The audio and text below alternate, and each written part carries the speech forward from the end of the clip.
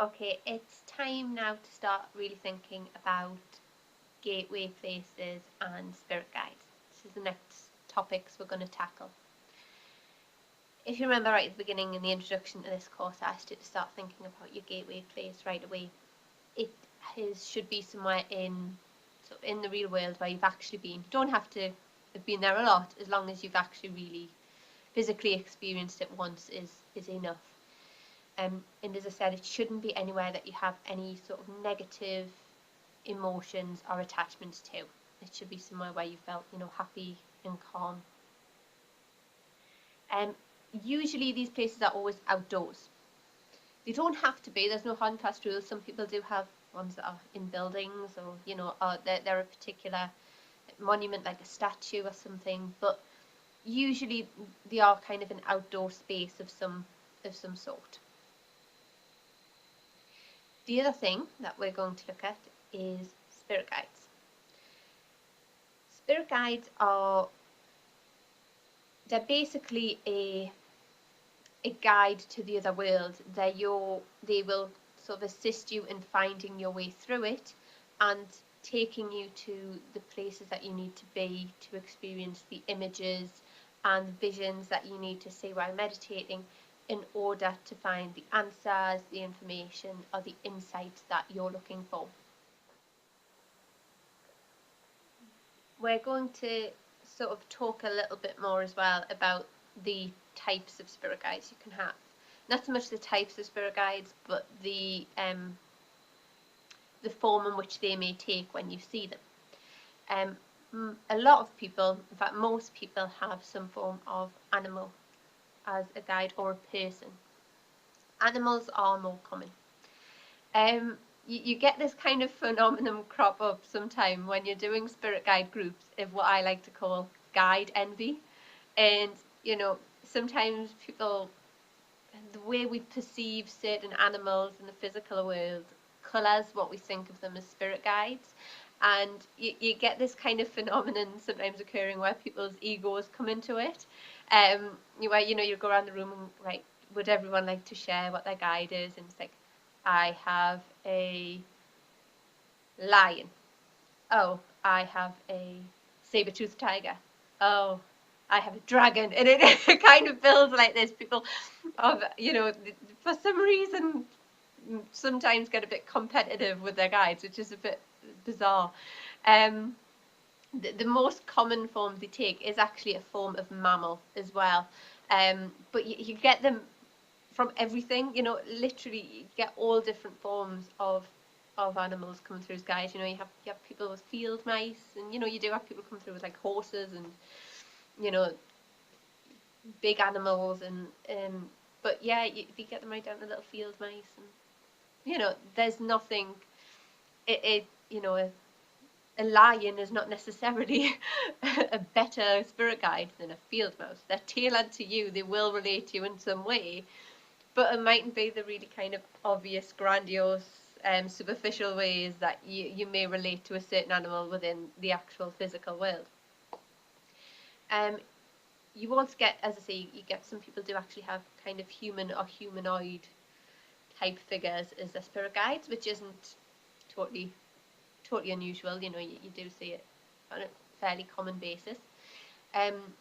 The other ones you get, when we're going back to talking about animals, you get some people who have insects, some people who have birds, and some people who have like amphibious or like reptilian spirit guides. Quite interesting.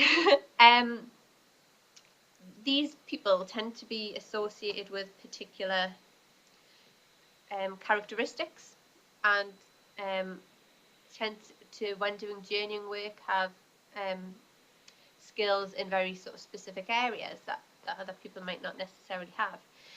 You tend to find people who have insects are very organised people.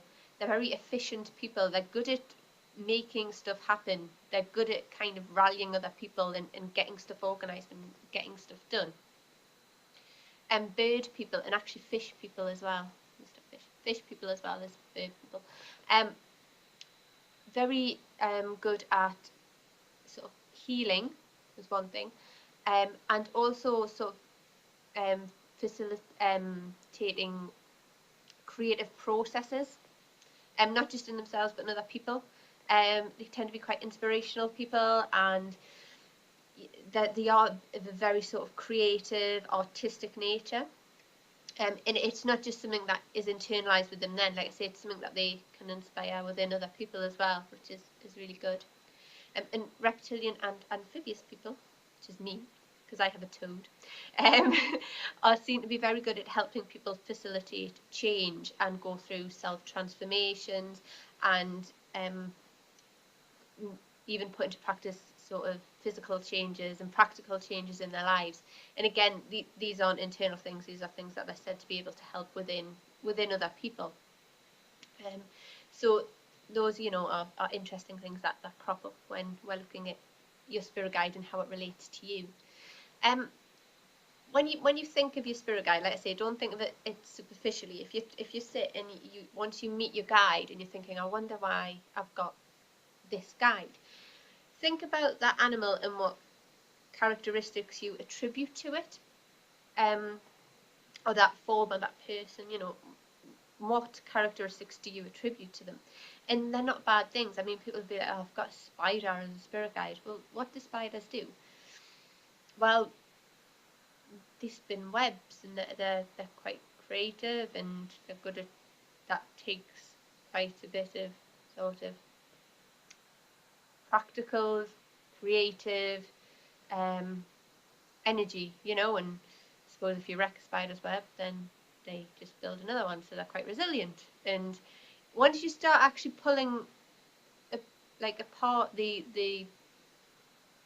things you associate with that form, actually that they usually, everything really does have a positive characteristic to take away from it. So that's the way you should look at it. I mean, people are like, I've had people come back with like, I've got a Yorkshire Terrier as my spirit guide. What on earth does that mean? Like, well, think, what do you associate? And they're like, well, they're very loyal, and they're very excited, and they have lots of energy, and so very positive characteristics. So that's the way to look at it, and that's the things to think about once you've met your guide and you're trying to determine what they're bringing to you and what characteristics they kind of promote and represent within you.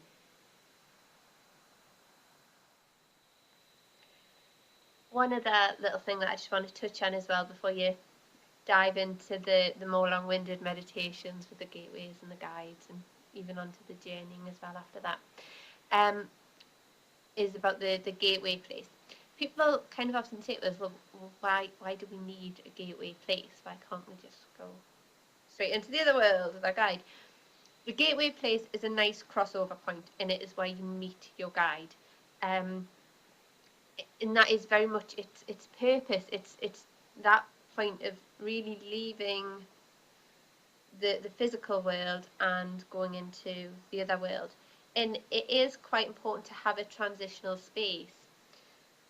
Also, the reason why we say make it a place in the real world that you've actually experienced, because what you're then doing is you're taking a physical reality and you are using visualization to make that physical reality part of the process of going to the other world, which just really helps with the transition kind of within your own mind and within your visualizations, of just letting you pass through into the entry point to the middle world a lot easier.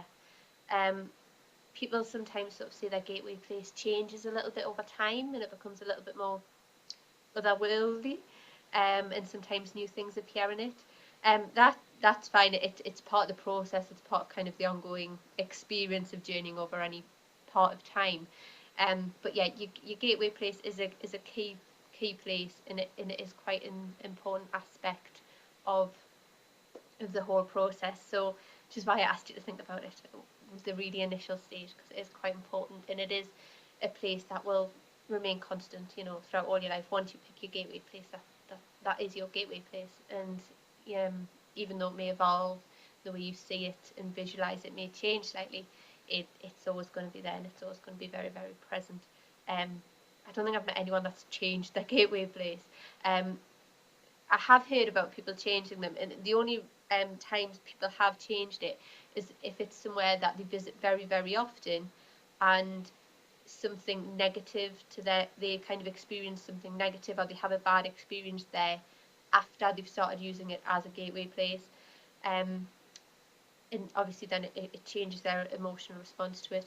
Um, and it does feel like starting from scratch again if you have to change it though. So, like I say, think about it carefully, and they are very important. So.